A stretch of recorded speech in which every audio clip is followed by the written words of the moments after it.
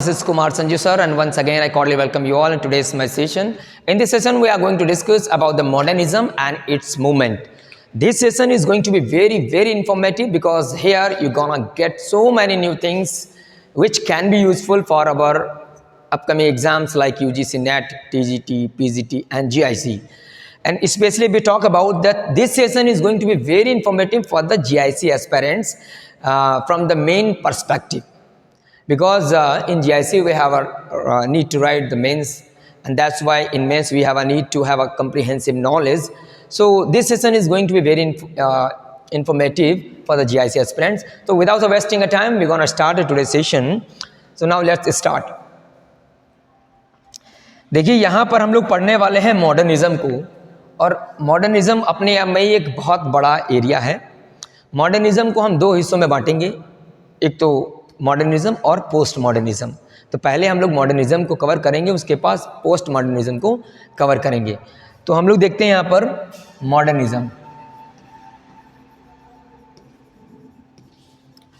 Modernism की specially बात की जाए तो इसको हम हल्का सा थोड़ा सा डिवाइड कर लेते हैं दो हिस्सों में। यहाँ पर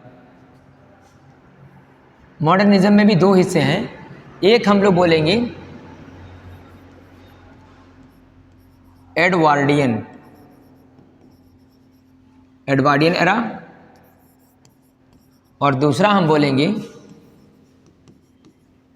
जॉर्जियन एरा। ठीक है ना। इसमें एडवर्डियन एरा की बात की जाए तो इसमें आपके जो किंग एडवर्ड हैं 7th, ठीक है, ये आपको याद रखना है।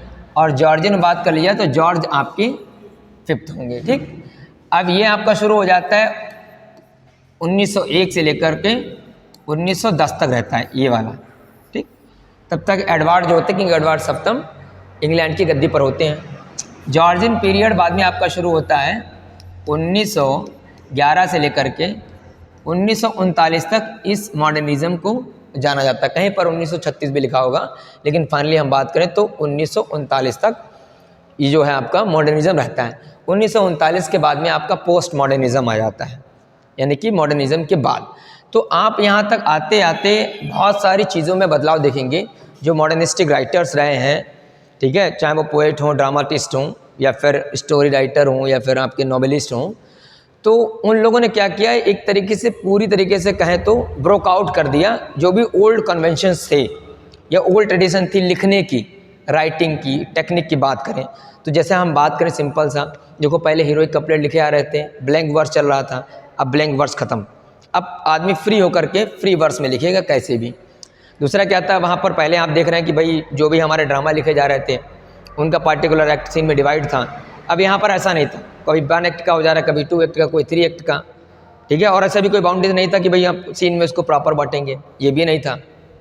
तो बहुत सारी आप जो है लिटरेरी कन्वेंशंस देखेंगे। तो मॉडर्निज्म की अगर हम बात करें तो यहाँ पर आप पाएंगे कि इसकी अलग अलग आपको फीचर्स देखने को मिलेंगी। तो सबसे बड़ी फीचर्स मैं आपको पहले बता दे रहा हूँ, जिसका नाम है एक्सपेरिमेंटेशन। अब ये एक्सपेरिमेंटेशन का मतलब आपको समझ में आना चाहिए कि जो मॉडर्निस्ट राइटर हैं उन लोगों ने नया एक्सपेरिमेंट किया। जितनी पुरानी चीज़ें थी पूरी तरीके से उन्होंने उन सबको छोड़ दिया, चाहे वो एक्सप्रेशन की बात हो, चाहे वो लिखने की बात हो, चाहे प्लॉट हो, स्टाइल हो, करैक्टर हो, सब चीज़ें ख़त्म कर दी। पहले प्लॉट को बहुत ध्यान रखा जाता कि भाई वेल नेट होना चाहिए, इन्हें कोई मतलब उससे नहीं था। स्टाइल में लिखने की बात करें तो बहुत ही सिंपल सोबर होनी चाहिए, ऐसा इन्होंने उसको फॉलो नहीं किया। क्यों, अभी आप देखेंगे कि ये वो रहता जिसमें आप इमेजिज़म, सिम्बोलिज़म आप देखेंगे। पेंटिंग के थ्रू भी लोग बहुत ज़्यादा जो है चीज़ों को शो अप कर रहे थे, साइको एनालिटिकल थ्योरीज़ भी आ रही थी, तो उन सब का इम्पैक्ट यहाँ पर आप देखेंगे। तो एक्सपेरिमेंटेशन था। नंबर 2 पे बात करें तो इंडिविजुअलिज्म था।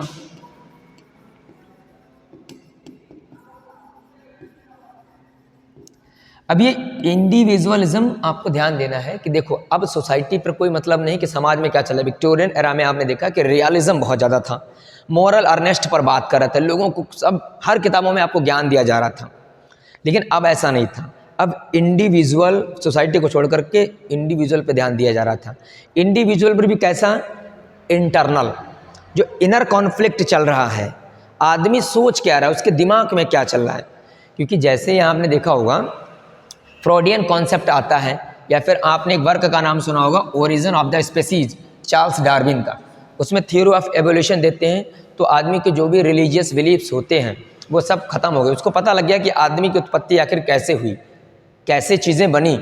तो आदमी के अंदर एक थोड़ा सा सुपरस्टिशन था, वो भी खत्म हो गया। ऊपर से फ्रॉडियन कॉन्सेप्ट आ गया, साइकोएनालिटिकल थ्योरी आ गया कि आदमी के व्यवहार को देखूं, उसके बिहेवियर को ऑब्जर्व किया जाने लगा। मेंटली वो क्या सोच रहा है उसको राइटर जो हैं अब अपने वर्क में रिफ्लेक्ट करने लगे। वैसे हम आगे देखेंगे तो आप देखेंगे एक्सप्रेसियनिज्म, इम्प्रेसियनिज्म, स्ट्रीम ऑफ कॉन्शियसनेस, ठीक है, इंटीरियर मोनोलॉग, ये सब चीज़ें किसकी देन है? मॉडर्निज्म की देन है। अब सोसाइटी से मतलब नहीं, आप क्या सोचते हैं, आपके अंदर क्या चल रहा है, उसको राइटर्स ने अपने दिमाग पर डाला कि भाई अब हमें सोसाइटी पर नहीं बल्कि समाज पर ध्यान देना है। ठीक है ना, यहाँ तक बात समझ में आई? तो ये आपकी इंडिविजुअलिज्म हो गई। तीसरी अगर हम इसमें बात करें एब्सर्डिटी, एब्सर्डिटी आपकी आ जाएगी। एब्सर्डिटी का मतलब है आपको बताऊंगा क्या होता है, बताइए आप। नहीं देखो, एब्सर्डिटी का मतलब है, जैसे आप मूवमेंट इसको सुनेंगे, एब्सर्डिज्म मूवमेंट जो था वो, ये टर्म जो है मार्टिन इसलिन ने इसको कॉइन किया था। तो इसमें क्या था, इसमें इस जो आप ड्रामा देखेंगे जैसे वेटिंग फॉर गोडॉट, सैमुअल बेकेट के, वो तो बहुत बड़े हैं, तो उसमें एब्सर्डिज्म दिखाया गया है। कारण क्या है कि लाइफ जो है एकदम मीनिंगलेस हो गई है। आदमी क्या कर रहा है क्या नहीं कर रहा है उसे कुछ पता नहीं चल पा रहा है। आप जैसे कोई भी आप पढ़ेंगे, हारोल्ड पिंटर का आपने बर्थडे पार्टी पढ़ा होगा, तो उसमें हमें यही नहीं पता लग पाता है कि यार हो क्या रहा है, कौन आदमी कहाँ चला आ रहा है, इसका रिलेशन क्या है, सब कुछ एब्सर्ड है, मतलब क्लियर नहीं है कि क्या हो रहा है।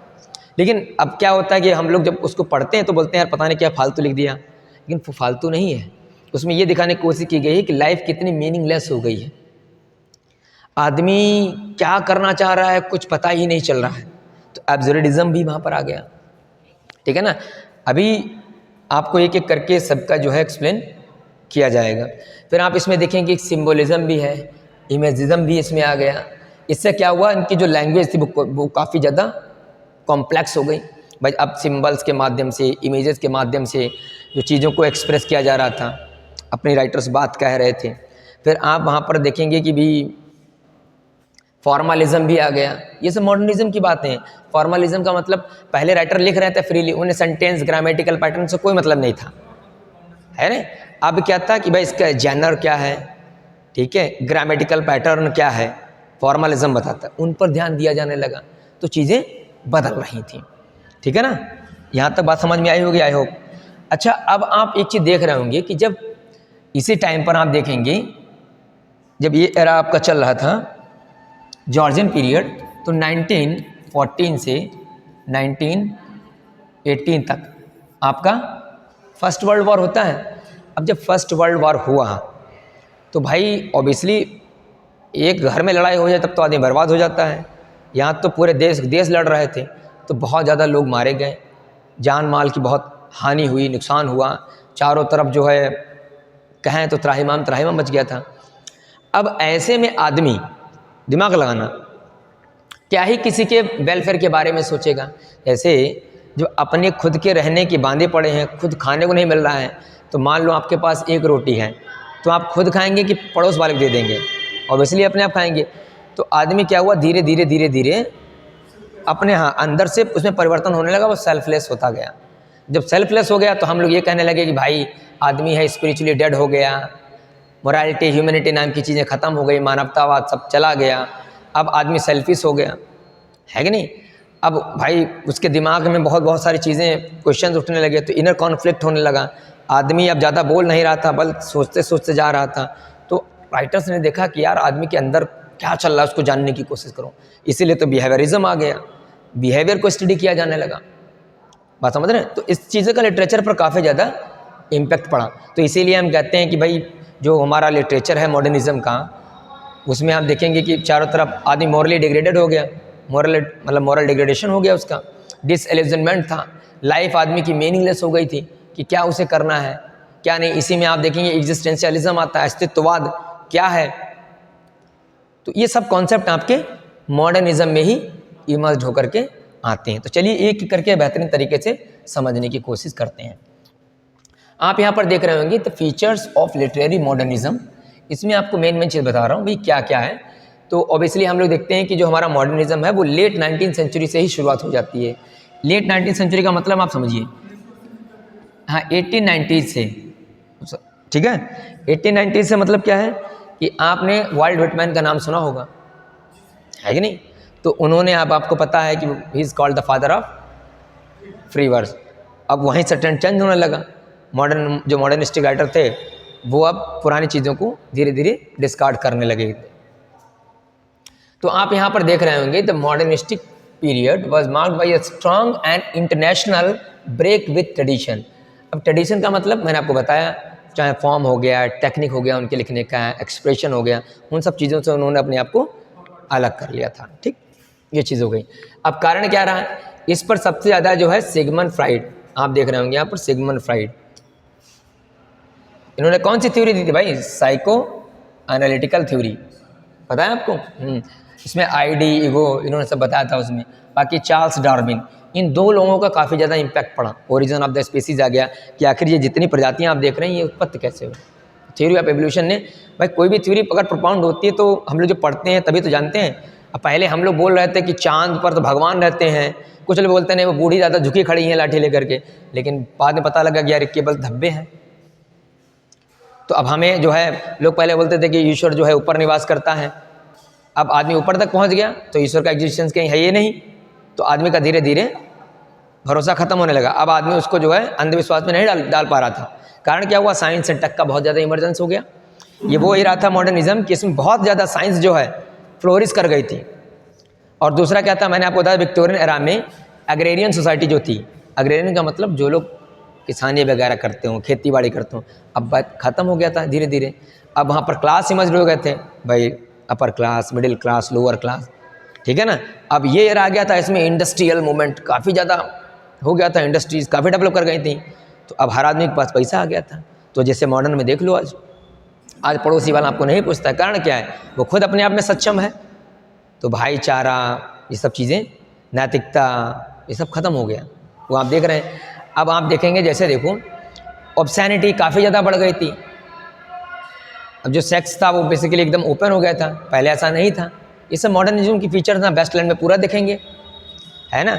और एल्यूजन काफ़ी ज़्यादा होने लगा था, एल्यूजन, फ्रेगमेंटेशन, ये इसकी फीचर्स हैं। फ्रेगमेंटेशन का मतलब किसी चीज़ का यहाँ से उठा के अपने वर्क में डाल लिया, वहाँ से वहाँ डाल लिया, एल्यूजन ही समझते हैं उसको। अब पोस्ट मॉडर्निज्म में आप पहुँचेंगे तो आप देखेंगे वहाँ पर पेस्टिज, मेटाफिक्शन, इंटरटेक्चुअलिटी, ये पोस्ट मॉडर्निज्म की फीचर्स हैं, ठीक है। हाँ, तो यहाँ पर हम देखेंगे भाई इसमें क्या हुआ, देखो न्यू टेक्नोलॉजी, ठीक है। और जो भी इसमें हॉरिफाइंग इवेंट्स, हॉरिफाइंग इवेंट का मतलब world war first, world war two, इसने काफ़ी ज़्यादा इम्पैक्ट डाला, ठीक। तो इसमें आप देखेंगे इसकी मेन कैरेक्टरिस्टिक्स क्या क्या हैं। तो उसमें मैंने आपको बताया इंडिविजुअलिज्म। इंडिविजुअलिज्म का मतलब क्या है भैया, individual is more interesting than society. ये मैंने आपको बताया कि अब सोसाइटी से मतलब नहीं है, आप क्या सोचते हैं वो महत्वपूर्ण है। अब व्यक्ति क्या सोच रहा है, सोसाइटी में चल रहा है उससे मतलब नहीं। अभी तक तो रियलिज्म देख ही लिया हमने विक्टोरियन एरा में, अब उससे मतलब नहीं है। दूसरा है आपका एक्सपेरिमेंटेशन, ये मैंने आपको बताया। एक्सपेरिमेंटेशन का मतलब आप देख रहे हैं, जो मॉडर्निस्ट राइटर थे उन्होंने क्या कर लिया था, ब्रोक फ्री ऑफ कर लिया था, कहाँ से, ओल्ड फॉर्म से एंड टेक्निक्स से, जो भी लिखने की थी पूरी की पूरी तरीके से, ठीक है। And poets abandon traditional rhyming scheme की बात की जाए, अब वो किस में लिखने लगे थे, फ्री वर्स, ब्लैंक वर्स खत्म हो गया, हीरोइक कपलेट चला गया, एक्ट फैक्ट सीन फिल्म सब गायब हो गए, पोइटिक ड्रामा अब आपका आ गया। टी.एस. इलियट महोदय जी को देख लो, है कि नहीं। और फिर क्रिटिसिज्म भी अलग अलग ट्रेंड आने लगे उसमें, जैसे आप देखेंगे फॉर्मलिज्म आपका हो गया, न्यू क्रिटिसिज्म हो गया, अलग अलग थ्योरी प्रोपाउंडेड हुई, वो धीरे धीरे हम लोग आगे कवर करेंगे। तो अब इसमें आप क्या देख रहे हैं भाई, जो राइटर हैं उन्होंने क्या करना शुरू कर दिया, इमेजेस को, ठीक है, मिक्स करना शुरू कर दिया, सिम्बल्स को कर दिया। अब इसमें जो है भाई एक नई स्टाइल में लिखने लगे। नई स्टाइल क्या थी, स्ट्रीम ऑफ कॉन्शियसनेस की हम बात करें, ठीक है, या फिर इंटरनल मोनोलॉग की, तो इसमें आपके जैसे जेम्स जॉयस आते हैं, वर्जीनिया वुल्फ हैं, ये सब स्ट्रीम ऑफ कॉन्शियसनेस में लिखे हुए हैं। स्ट्रीम ऑफ कॉन्शियसनेस टर्म किसने दिया, किसने, आप बताओ। हाँ, James, the principle of psychology, बस समझ में। और एक कार्ल जंग, जिसको हम यंग बोलते हैं, उनकी थ्योरी से ये प्रभावित थे, ठीक है ना। क्योंकि देखो साइकोलॉजी का काफ़ी ज़्यादा प्रभाव रहा ना, जब से फ्रॉइडियन कॉन्सेप्ट आया तो उसने काफ़ी ज़्यादा इम्पैक्ट डाला, लोगों के समझ में आने लगा, तो लोग फिर जो है अलग तरीके से लिखने लगे। तो एब्सर्डिटी इसमें आ गई। तो मैंने आपको बताया एब्सर्डिटी मतलब क्या होता है। देखो जो कार्नेज हुआ था, नरसंहार 2 वर्ल्ड वार में, उसने काफ़ी ज़्यादा अफेक्ट किया था राइटर्स को। तो इसमें आप अभी बीच में देखेंगे, जब मैं आपको पढ़ाऊंगा मॉडर्निस्ट पोएट्री, उसमें आपको मूवमेंट पढ़ाऊंगा, तो वहाँ आप देखेंगे कि वॉर पोएट्स आपके आ गए थे। इसमें कुछ ऐसे पोएट्स हैं जिन्होंने खुद वॉर में अपने आप को झोंक दिया, उन्होंने युद्ध लड़ा, तो उन्होंने जैसा एक्सपीरियंस किया वो उन्होंने उसमें लिखा। जैसे कि आप विल्फर्ड ओवन हो गए, सिगफ्रीड सेशून हो गए, रॉबर्ट ब्रूक हो गए, ये सब लोगों ने किया, ठीक है। तो एब्सर्डिटी आपकी हो गई इसमें, ठीक है। अब इसमें सिंबोलिज्म आप देखेंगे, देखो इसमें क्या करे भाई, modern writer infused objects, people, place and events with significant meanings. तो इसमें सिंबल्स लगा लगा करके अपनी बात उन्होंने पूरी की। जैसे हम W.B. येट्स को पढ़ते हैं, तो उन्होंने द सेलिंग टू बाइजेंसियम लिखा था, तो उसमें उन्होंने एक लाइन बोली थी, एंड बताओ अरे an old man is nothing but a tattered coat upon a stick. अब tattered coat upon a stick, अब आप समझ लोगे कि एक फटा हुआ कोट एक स्टिक पर लटका हुआ है। तो वैसे बूढ़े वाले भी जो ऐसे होते हैं जो डंडे पर में सहारे पर खड़े रहते हैं। तो देखो जब आप सिंबल समझ पाओगे तो बात समझ पाओगे आप। जैसे हम लोग अपने खेत में नहीं लगाते पुतला जैसा, तो वो वैसे लगे खड़े हो, उनके लिए कोई जगह ही नहीं है। तो जो मॉडर्निस्टिक राइटर रहे हैं उन लोगों ने अब सबसे ज़्यादा जो है इमेजेस सिंबल्स लगाकर अपनी बात कहनी चाहिए। अब इसमें आप लेडा एंड स्वान देख लो, W.B. येट्स का पूरा सिंबॉलिक है, वो है कि नहीं है। तो ऐसे बहुत सारे आप वर्क देखेंगे, तो इसमें आपका सिंबलिज्म आ गया। अब आपने देखा होगा कि भाई आर्थर साइमन जो है, आर्थर साइमन वो लीडर है सिंबलिज्म के। आगे आपको दिखाएंगे इसमें हिल्डा डोलेट, ठीक है, एमी लॉबेल, है ना, मेलारम, ये सब आपके सिंबोलिस्टिक हैं। तो सब उसमें आपको अभी आगे दिखेगा जब हम लोग मूवमेंट की बात करेंगे। देखो फॉर्मलिज्म का मतलब और कुछ नहीं है, बस याद रखना कि अब इसमें ग्रामेटिकल पैटर्न, जैनर क्या उसमें दे रखा है, उसके बारे में बात की जाने लगी थी। पोस्ट मॉडर्न में देखेंगे डीकंस्ट्रक्शन थ्योरी आ जाएगी, ठीक है ना, कि भाई सब कुछ उसकी सेंटेक्स जो है सेंटेंस के अंदर ही होता है, आपको सही देखने की ज़रूरत है। Over a period of time उसका मीनिंग बदलता रहता है। जैसे उदाहरण समझो, आज हमने कोई पोएम पढ़ी बचपन में, मान लो कोई पोएम पढ़ी, और आज हम वही पोएम पढ़ रहे हैं, तो अब हमें उसका अर्थ अलग समझ में आ रहा है, हालांकि है तो वही पोएम। तो वही चीज़ है कि everything is inside the text, there is nothing outside of the text, text से बाहर कुछ नहीं होता है, वही चीज़ है। अब इसमें कुछ और फीचर्स देख लेते हैं। जैसे आप यहाँ देखेंगे, यहाँ पर in the literary works the modernist writer were interested in deeper reality than surface reality. मतलब जो आपको समाज में दिख रही है उससे मतलब नहीं है, डीपर रियलिटी बताओ क्या चल रहा आदमी दिमाग के अंदर। अब जैसे मान लो हम बाहर से तो खुश लग रहे हैं, लेकिन अंदर में आदमी परेशान है, नहीं बता पा रहा, तो उसको जानने की कोशिश करो। जैसे आपने हेनरी जेम्स का वर्क पढ़ा होगा, द हैरी ऐप, देख रहे हैं, हाँ, बस एक्सप्रेशनिज्म का बेस्ट एग्जांपल है वो। तो ये चीज़ें सब इसमें आ गई थी। फिर देखिए इसमें भाई क्या तीसरे पॉइंट में कि there was a less emphasis on arts reflection of external reality. तो एक्सटर्नल रियलिटी पर कोई ज़्यादा जोर नहीं दिया गया, चाहे आपकी आर्ट हो, पेंटिंग हो, जैसे सरलिज्म मूवमेंट हो गया, डैडिज्म मूवमेंट हो गया, ठीक है, इमेजिज्म, ये सब पेंटिंग से ही शुरू हुए थे आपके, बाद में इनको सीधे लिटरेचर में ले लिया गया। अब आप यहाँ पर देखेंगे सबसे बड़ी बात यहाँ देखिए, जो मोस्टली आपके लिटरेरी वर्क्स हैं मॉडर्न एज के, वो डायरेक्टली इन्फ्लुएंस थे किससे, disillusionment, and that came after the world war second. Disillusionment मतलब हाँ बस निराशा। ये सब जो राइटर जो हैं बेसिकली वर्ल्ड वॉर सेकेंड में जो कार्नेज हुआ था और फर्स्ट में उससे प्रताड़ित थे, तो जो चीज़ समाज में दिखी वही लिख दिए लोग हैं। अब इसमें आपको ध्यान देना, इस टाइम पर सबसे ज़्यादा आयरनी, सटायर, ठीक है, ये काफ़ी ज़्यादा यूज़ किए जाने लगे थे। और देखेंगे यहाँ ब्लैक ह्यूमर भी बहुत ज़्यादा यूज़ किया जाने लगा था, ठीक है। और इसमें आप देखेंगे जो मॉडर्न लिटरेचर रहा है बेसिकली जो भी टेक्निक्स थी या थीम थी, ठीक है, विक्टोरियन एरा में, उसके पूरे ये अगेंस्ट में थी, ठीक है। और यहाँ देखेंगे there was no such things as an absolute truth, all things are relative. तो ये अब ये मानने लगे थे कि कुछ भी ट्रुथ नहीं है, एक दूसरे से रिलेटिव है। जैसे अभी आपको आगे पढ़ाएंगे, निशे एक नाम है, उन्होंने कहा कि भगवान है ही नहीं, हमें हमने लोगों ने उनको मार दिया है, भगवान खत्म, संसार में भगवान नहीं है। अब जब आदमी बोलने लगा भगवान है ही नहीं, तो अब आप सोचो कि आदमी की सोच किस लेवल तक पहुंच गई है। और पहले आदमी भगवान के नाम को लेकर के सारी चीज़ें करवा रहा था। बात समझ में आ रही कि नहीं आ रही? तो चीज़ें बदल रही थी। अब इसमें देखेंगे भाई कि जो मॉडर्निस्ट राइटर हैं उन्होंने जो लाइफ इज़ अनऑर्डर्ड उसको रिफ्लेक्ट किया है। अब यहाँ पर जो है देखेंगे language is seen as a complex. Language complex क्यों हो गई? Because of symbolism, imagism. जब सिंबल समझ में नहीं आएंगे तो फिर आप कहाँ समझ पाएंगे? बहुत ज़्यादा कॉम्प्लेक्स कर दिए इन लोगों ने। अब मॉडर्न फिक्शन वाले जो हैं स्पोक ऑफ इनर सेल्फ, बता रहा हूँ मैं आपको, एंड कॉन्शियसनेस, इन पे ज़्यादा फोकस किया जाने लगा। उसमें राइटर्स आपके देखिए जेम्स जॉयसी हो गए और वर्जीनिया वुल्फ हो गई, ठीक है। अब आप यहाँ पर देखेंगे modern writers saw decline of civilisation, तो ये तो सबसे बड़ा एग्जाम्पल है भाई। जो सभ्यता थी, मोरालिटी थी, स्पिरिचुअलिटी थी, ख़त्म हो गई। द वेस्टलैंड में सीधे आपको दिखेगा सिविलाइजेशन का धीरे धीरे डिग्रेडेशन होने लगा था, ठीक। चलिए अब यहाँ पर देख रहे होंगे आप करेक्टर्स वगैरह कैसे वो लिखा करते थे, तो आप देखेंगे कि ज़्यादा करेक्टर्स पर फोकस नहीं किया जा रहा था। प्लॉट की बात की जाए तो वो भी प्लॉट इतने ज़्यादा वेल नीड नहीं थे। Most of the plots of the modern literature are different from that of the ancient works. कारण क्या था? वेल नीड नहीं थे। अचानक से आप देखेंगे modern writer did not use the plot with sudden climatic turning point, सीधा लिखते थे, कोई क्लाइमेटिक टर्निंग पॉइंट नहीं था। तो अब अगर ये फीचर्स आपको याद रखनी है, पूछ लिया जाए इनमें से कौन सी फीचर मॉडर्निज्म की नहीं है, तो पुराने टाइम में सडन क्लाइमेटिक टर्निंग पॉइंट होता था, लेकिन जो मॉडर्न नॉवल लिखे गए हैं उनमें ऐसा नहीं था। उनको आपने एक टर्म सुना होगा नॉन लाइनर, और इसमें आप देखेंगे ओमनिसिएंट नरेटर।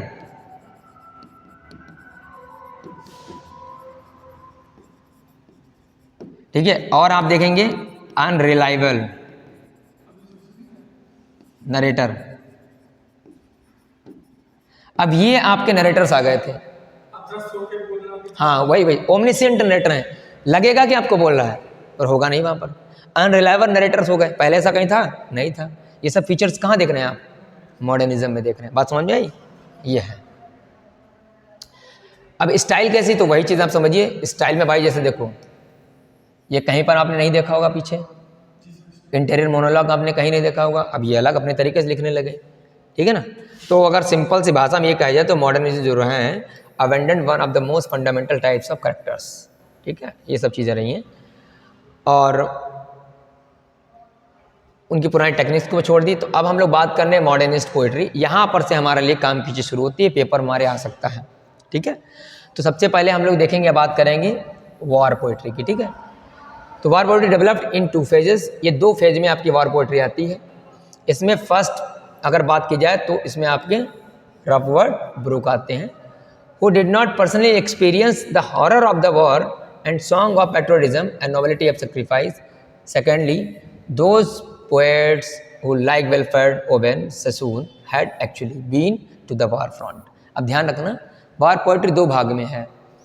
पहले भाग में रॉबर्ट ब्रूक वगैरह आते हैं, ये भी वॉर पोइट्री कहे जाएंगे, लेकिन बात ये थी कि इन्होंने कभी भी सामना नहीं किया, खुद वार में गए नहीं, खुद हैं, बस देखा और लिखा। अब इसमें कुछ ऐसे पोइट्स हैं जो लोग वार में गए हैं खुद और लिखा भी है। तो इसमें आपके पहले नंबर पर रॉबर्ट ब्रूक आते हैं और बाद में जैसे आप देखेंगे विल्फ्रेड ओवन हो गए, सेगफ्रेड ससून आपके हो गए। ये ऐसे पोइट हैं जो खुद वॉर में गए हैं। और हालांकि जब पूछा जाए कौन सा वार पोइट नहीं है, तो वार पोइट में रॉबर्ट ब्रूक भी आएंगे, ससून भी आएंगे और ये विल्फ्रेड ओवन भी आएंगे। अब अगर ये प्रश्न बना दिया जाए इनमें से कौन सा पोइट है जो वॉर में नहीं गया, तो रॉबर्ट ब्रूक नहीं गए, बाकी ये दोनों गए हैं। यहाँ तक बात समझ में आ गई। चलिए आगे बात करते हैं। फिर आती है जॉर्जियन पोइट्री। जॉर्जियन पोइट्री क्या है? Which reacted against the decadent transitional poetry. इसमें कुछ रोमांटिक फीचर्स थी, जॉर्जियन पोइट्री में थी, ठीक है। तो Georgians aimed at putting English poetry on a new strength and beauty. तो इन लोगों ने थोड़ा सा हट के जॉर्जियन पोइट्री जो रही है हट के थोड़ा सा लिखा मॉडर्निज्म से। इसमें आपको कुछ जो है रोमांटिसिज्म के ट्रेंड दिखेंगे। अब ये जो है जॉर्जियन पोइट्री कब तक रहेगी? ओबियसली 1936 तक अधिकतर रहती है, फिर नहीं, फिर आपको नहीं दिखेगी। तो इसमें आप देख रहे हैं कि भाई जब पब्लिश हुआ आपका ओरिजिन ऑफ द स्पीसीज, तो तब से चीज़ें बदल गई, ठीक है ना। अब कारण ये था। दूसरा इसमें आप देखेंगे ये निश्चय नाम लिखा है, ये आपको याद रखना है, ये मोस्ट इंपॉर्टेंट में है। इन्होंने एक कंट्रोवर्शियल स्टेटमेंट दे दिया था, काफ़ी ज़्यादा इनके ऊपर कंट्रोवर्सी भी रही है। इन्होंने सीधे कह दिया कि यार गॉड है ये नहीं, हम लोगों ने ही गॉड को मार दिया।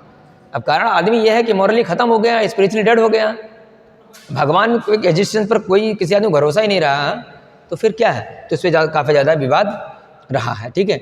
और दूसरी चीज़ क्या थी भाई, एग्रेरियन जो सोसाइटी थी, मैंने आपको पहले बताया, अब किस में बदल गई, वो इंडस्ट्रियल में हो गई। तो चीज़ें जो हैं क्या हो भाई, डिस्टेबलाइजेशन ऑफ हो गया, मॉरल वैल्यूज खत्म हो गई। मॉरल्स आपके वहाँ तक काम करेंगे ना जब आपके पास कुछ नहीं है। जैसे आदमी के पास पैसा आता है थोड़ा सा, उड़ने लगता है, फिर बड़े बूढ़े सबका है ना सम्मान करना भूल जाता आदमी, वही चीज़ है।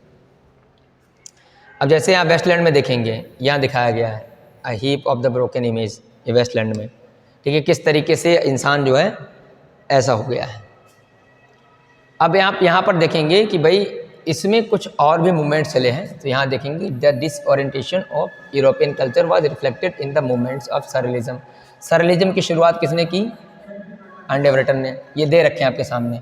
वैसे जो नेट की तैयारी कर रहे हैं उनके लिए है, और जो एलटी के कर रहे हैं उसमें आपको सरलिज्म मैं पढ़ाऊँगा, और पढ़ाया भी मैंने, जो सेशन लिया था उसमें हमारा इंपॉर्टेंट है। सरलिज्म हो गया, एक्सप्रेशनिज्म हो गया, इम्प्रेशनिज्म हो गया, ये सब। हाँ, तो जो लोग एलटी वाले कर रहे हैं वो पढ़ेंगे इसको सही से, नहीं तो हम लोग जब एलटी टर्म्स करेंगे वहाँ पर देखेंगे। तो सरलिज्म का मतलब आप समझ रहे हैं, ये पेंटिंग से ही टर्म आता है। फिर आप देखेंगे इम्प्रेशनिज्म, या मोनेट की पेंटिंग थी, तो इनको फादर माना जाएगा, ठीक है, मोनेट को। हाँ, सिम्बोलिज्म के देखें तो वॉल्डेर हो गए, रिम्बैंड हो गए, मेलारम हो गए, ये सब इसके प्रोपाउंडर हैं, ठीक है। और आर्थर साइमन के द मूवमेंट ऑफ लिटरेचर करके वर्क है, सिम्बोलिस्टिक के मूवमेंट, आर्थर साइमन की एक किताब है, वहीं से उसका भी ज़्यादा काफ़ी इम्पैक्ट पड़ा है। तो याद रखना सिम्बोलिज्म के लीडर हैं। इसमें आपसे ये प्रश्न बना दिया कि इनमें से कौन सा सिम्बोलिज्म से रिलेटेड नहीं है, तो याद रखना हम आए, वॉल्डेर हैं, रिम्बंड हो गए, मेलारम हो गए, ठीक है। हाँ, अभी इसमें आपके एमी लॉवेल भी आएंगे, हिल्डा डोलिट भी आएंगी, ये भी इसी से संबंधित हैं।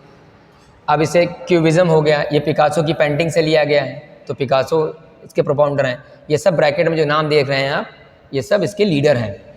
बाकी एक्सप्रेशनिज्म आप देखेंगे तो वैन गो और मुंक और गॉगिन, ठीक है, इनसे इंस्पायर्ड है ये। डैडिज्म आपके ट्रस्टम, टैजरा, उससे ज़्यादा जो है इन्फ्लुएंस्ड है ये।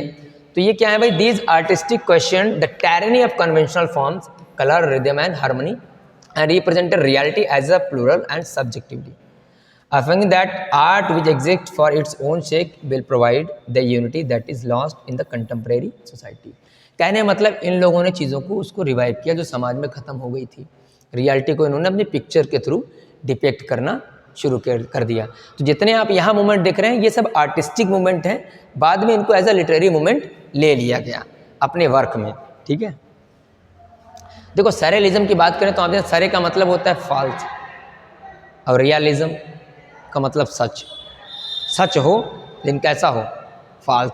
तो ये इसकी एक सबसे बड़ी फीचर है मैजिक रियलिज्म। मॉडर्निज्म में आप जैसे आगे बढ़ेंगे, पोस्ट मॉडर्निज्म देखेंगे तो मैजिक रियलिज्म आएगा।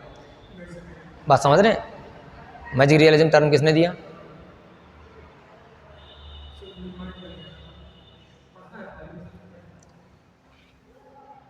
देखो मैजिक रियलिज्म क्या होता है, जैसे आपने जब एसटी कॉलेज को पढ़ा होगा, विलिंग सस्पेंशन ऑफ डिसबिलीफ, बात समझ रहे हैं। तो इस टाइम पर क्या था कि भाई बहुत ज़्यादा इंटरनल आदमी जोर दे रहा था तो आदमी उबने लगा था, तो उन्होंने कहा कि ऐसा कुछ करते हैं, बनाते हैं कि आदमी जो थोड़ा सा इंटरेस्ट ले, तो सुपर नेचुरल एलिमेंट्स उसमें डाल दिए गए, तो थोड़ा जैसे बोलते हैं नमक तड़का लगा देना। तो वैसे सरलिज्म है, सरलिज्म बिल्कुल मैजिक रियलिज्म जैसा है, ठीक है। चलो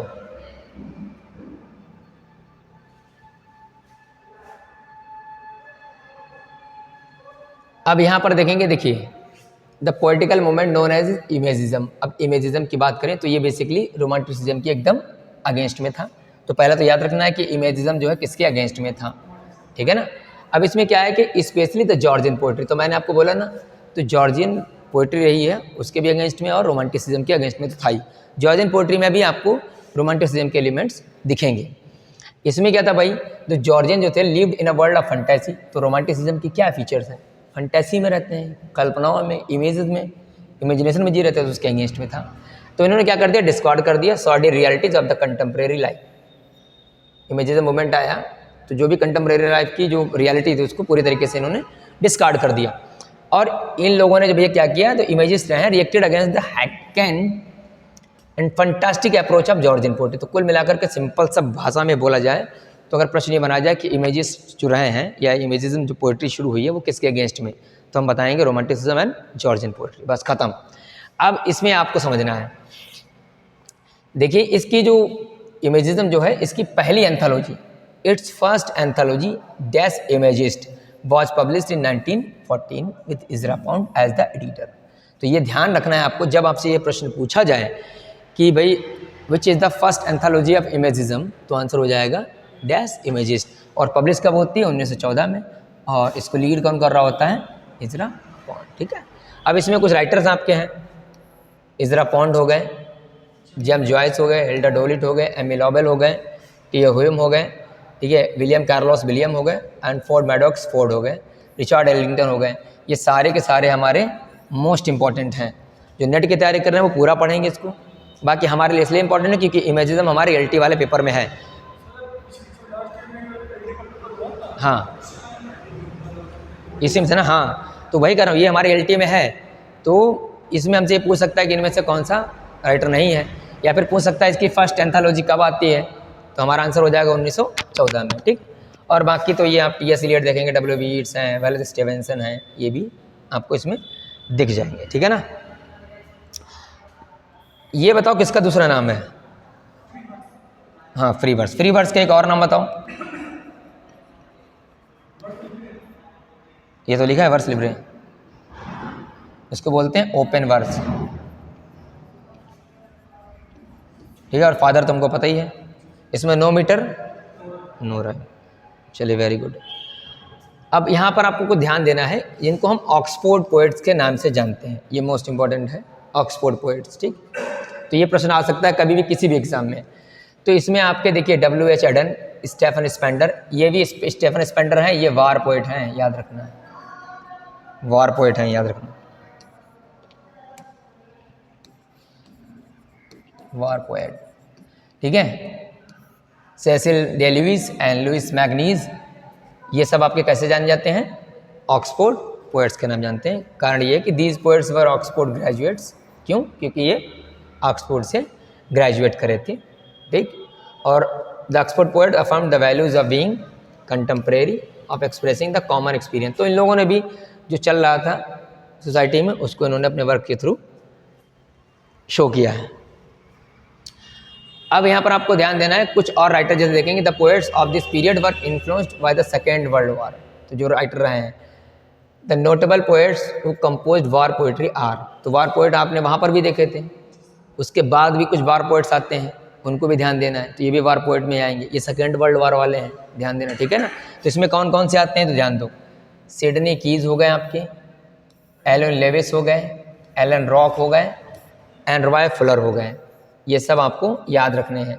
हम लोग पढ़ रहे हैं मॉडर्निस्ट मूवमेंट्स, इसमें केवल मूवमेंट्स पढ़ रहे हैं, पोइट्री के बारे में हम देख रहे हैं। ठीक है, उसके बाद फिक्शन, फिर ड्रामा, उसको कंप्लीट करेंगे। तो हम लोगों ने देखा, अब सिंपल सी बात बताओ, जब ये वॉर पोइट हैं तो क्या लिखेंगे, वॉर के बारे में लिखेंगे, डिसअपॉइंटमेंट है, या फिर जो बोर्डम है, ठीक है, फ्रस्ट्रेशन है, वो सब इसमें दिखाया गया। अब इसमें एक मूवमेंट देख रहे हैं, एपोक्लिप्टिक मूवमेंट, ये भी मोस्ट इंपॉर्टेंट है, लगा लो। ये बेसिकली कहा जाए तो ये वार पोइट्री के अगेंस्ट में ही था, एपोक्लिप्टिक मूवमेंट। ठीक, ये ध्यान रखना है। तो centres on the individual and not the community. तो ध्यान देना, किससे मतलब है इन्हें, सिर्फ बस इतना ध्यान रखना है, इन्हें कम्युनिटी से कोई मतलब नहीं था। इसमें कौन कौन से लोग हैं तो आप देखेंगे, J.E. हेनरी ट्रेस, और इन लोगों ने ही ये वर्क एडिट किया था जिसका नाम है द न्यू एपोक्लिप्स। ये कब आता है, 1940 में आता है। ठीक, तो ये वर्क पूछा जा सकता है कि ये किसने लिखा है, तो आपके दो बंदे हैं, J.E. Henry and Henry trace. ठीक है, क्लियर है बात। अब यहाँ पर आप देख रहे हैं द वाइट हॉर्समैन, ये 1940 में आता है, were the pioneers of this poetic movement. तो ये जो है वर्क, ये और ये पायनियर्स माने जाते हैं पोएटिक मूवमेंट के, ध्यान रखना। अब अगर प्रश्न पूछ लिया जाए कि वाइट हॉर्समैन जो है ये किस मूवमेंट से एसोसिएटेड है वर्क, तो हमारा आंसर हो जाएगा एपोकलिप्टिक मूवमेंट, और ये नाम आपको याद रखने हैं। अब इसमें आप और कुछ नाम देख रहे होंगे, जैसे कि निकोलस मोर हो गए, जे.एच. फ्रेजर हो गए, टॉम स्कॉट हो गए, वर्नॉन वैटकिंस हो गए, ठीक है the for the prominent members of this group. तो ये मोस्ट इंपॉर्टेंट हो गया, ये मूवमेंट जो रहे हैं या उससे जो राइटर हमारे जुड़े हैं वो मोस्ट इंपॉर्टेंट है। अब this movement was immensely influenced by the book of revolution and Shakespeare और फ्रेंच काफ्का। फ्रेंच काफ्का की एक वर्क है मेटामॉर्फोसिस, ठीक है ना, वो भी एब्सर्ड ड्रामा में ही आता है। French Kafka Metamorphosis absurd drama में आता है।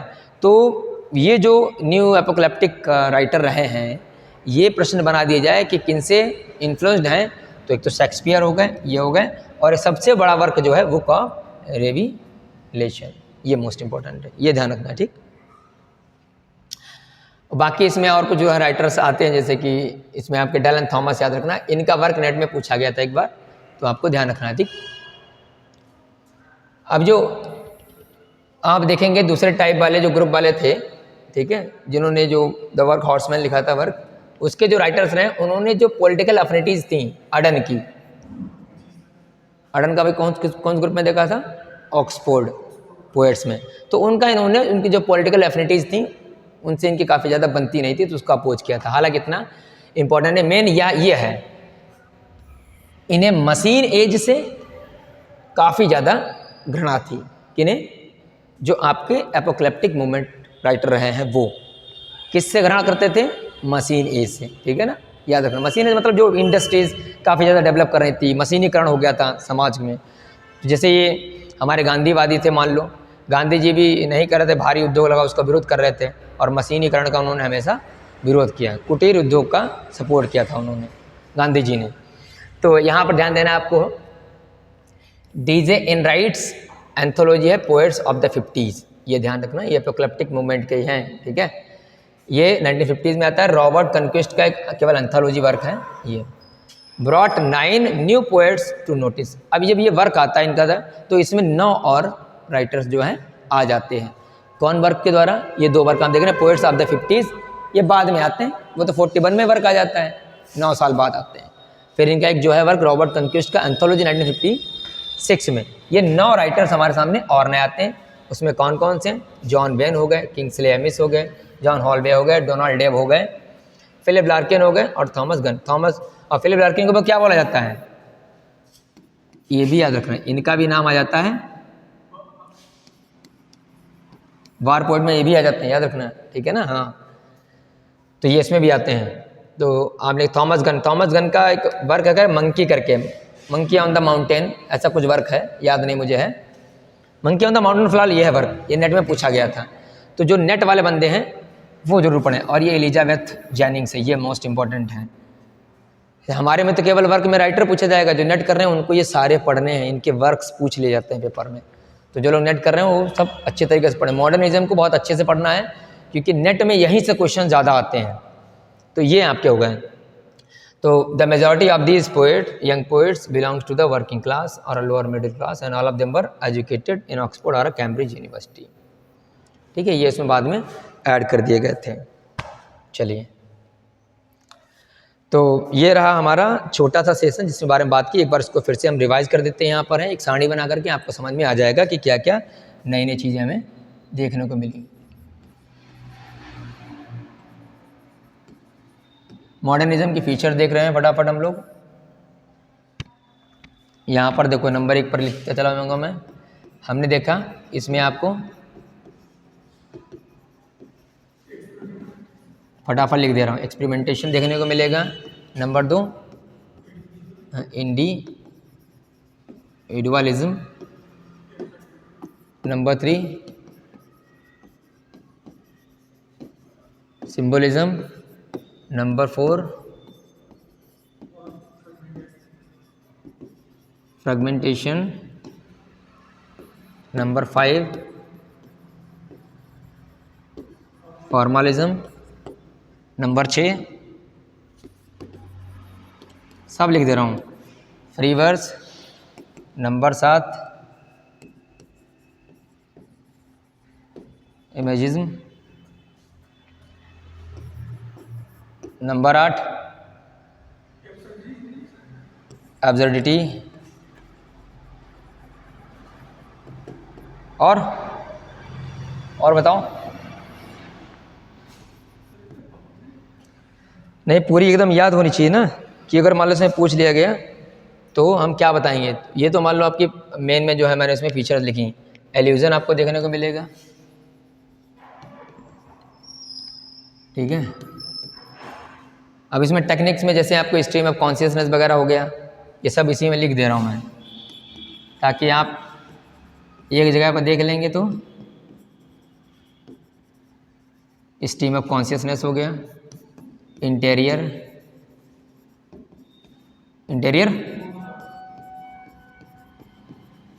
मोनोलॉग हो गया।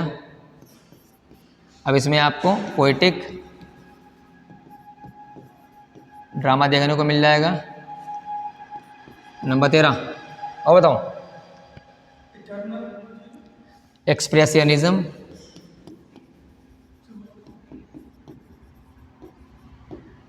सब लिख दे रहा हूं मैं, और इम्प्रेशनिज्म। ये कुल मिलाकर के आपको ध्यान देना है, इनर कॉन्फ्लिक्ट,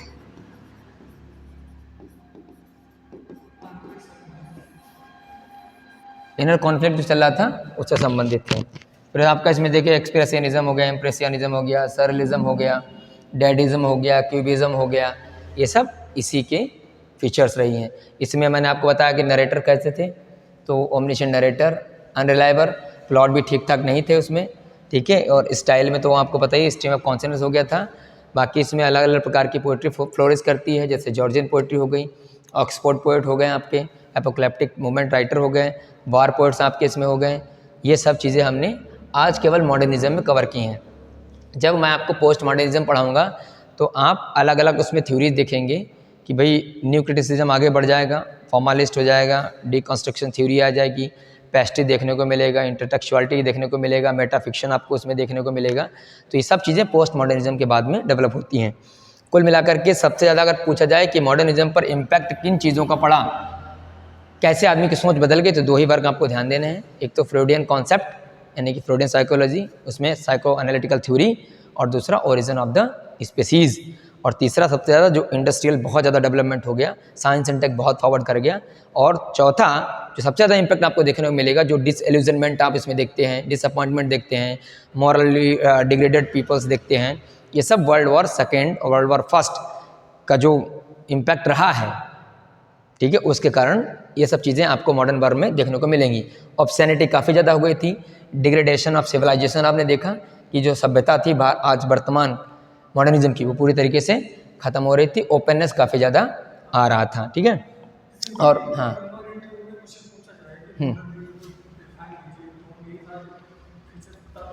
बस आप जैसे बताएंगे, अगर आप आपसे प्रश्न पूछ लेंगे कि what do you understand by the term modernism, तो आप बताएंगे sir if we talk about that modernism as its name reflect there was a new trend brought out in the English literature because the modernistic writer totally broke off with the old ancient techniques and forms or old conventions and traditions. They brought out the new changes in the literature. If we talk about the form or a technique, for example, they have discarded blank verse, they started to write in free verse. And if you talk about the style, then most of the writers like James Joyce, Virginia Woolf begin to write in a stream of consciousness, or they have supported the interior monologue, right?